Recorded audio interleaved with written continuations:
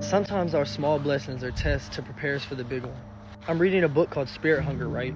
And in chapter 4, it kind of talks about the story of the Israelites being freed from their slavery in Egypt by God.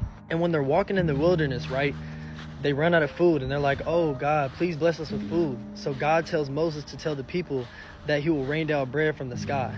So when the next morning comes, right, they look on the ground, and of course, us as humans, we're going to expect these big loaves of bread, but instead it's this flaky substance called manna. And they look and they're confused and they're like, bro, what is this? This is not the bread he promised. And God told them, collect enough just for today. But of course, some people decided to stuff some for later.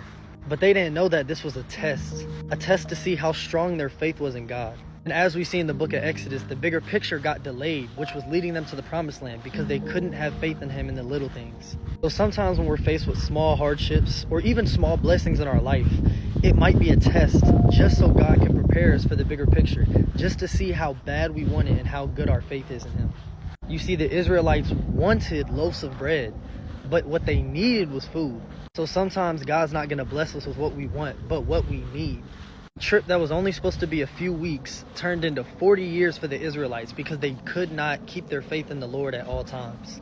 So as we're in a season of waiting, just remember that God has a bigger picture planned for us somewhere in our future. We just have to have faith in him during this season and even when we receive it, so then we can enjoy the blessings that he has prepared for us.